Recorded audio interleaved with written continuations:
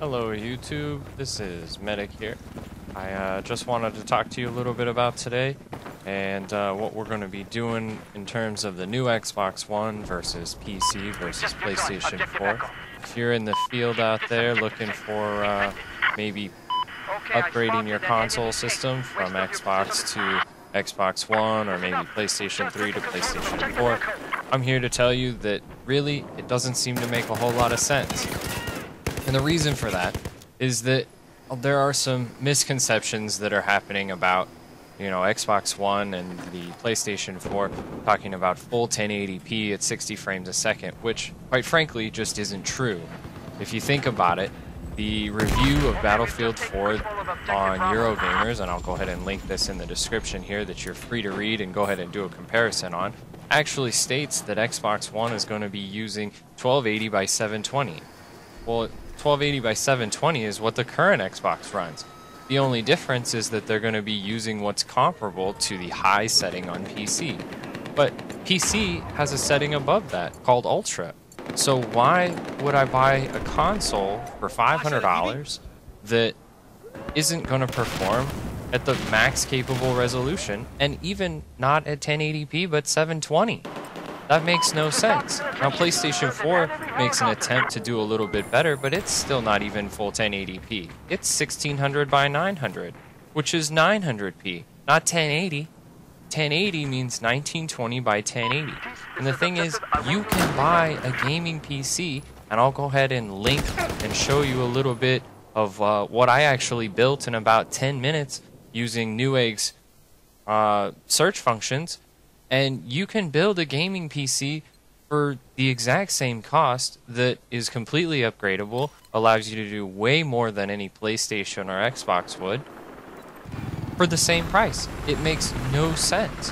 In addition to that, they're already talking about how during multiplayer that neither PlayStation or Xbox can maintain that 60 frames a second. So why am I going to buy a console that already can't meet the standards of a launch game? That makes no sense at all. So what I'm going to do here is I'm just going to show you some PC gameplay of Battlefield 4, which you've probably been noticing running in the background already. And the other thing that I want to do is I just want to kind of show you a little bit about the differences in play quality by linking you to the Eurogame review website with Battlefield 4 and just try and give you a little bit of a small comparison. If you think about it, it doesn't make a whole lot of sense to spend $400 or $500 on, a console that is not upgradable. And when you look at the PC that I put together out there, for $10, $15 more in any one given area, you can actually build a much better PC than Xbox One or PS4, and in the exact same time frame for about the same cost. In addition to that, PC also has better game deals. At the end of the year, I bought Battlefield 3 on PC for $5. I'm not saying that, it's going to be any cheaper on launch day, but if you're, out there considering, maybe making the change to Xbox One, I think PC is a much more viable option because in terms of cost versus performance, the PC wins hands down.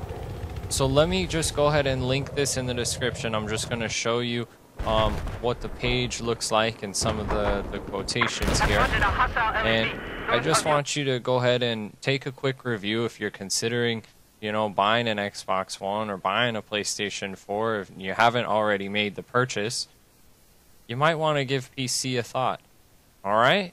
So here you go, guys. This is going to be the links to the game review with Battlefield 4 in 720p on Xbox One, in 900p on PlayStation 4, and then of course you will have the full 1080p experience by watching this video of what I've recorded in Battlefield 4. And this is actually even in the beta. This isn't even the full game. So, just take that kind of stuff into consideration. I'll also go ahead and show up a little bit here of what the computer that I built looks like, and all of these parts can be sourced on Newegg. I'm sure if you look around or spend some time, you can even get some better deals than what I've got here. But this should do exactly as any console you're going to buy. The only difference is you just need to buy a keyboard and mouse. That's not too bad. Alright guys, thanks for listening. Thanks for, giving me a minute to just let me show you what really, a PC can do versus any of the console systems. And if you have any questions, feel free to write down in the comments below. Be sure to rate, comment, and subscribe, as I greatly appreciate it. And as always, take care.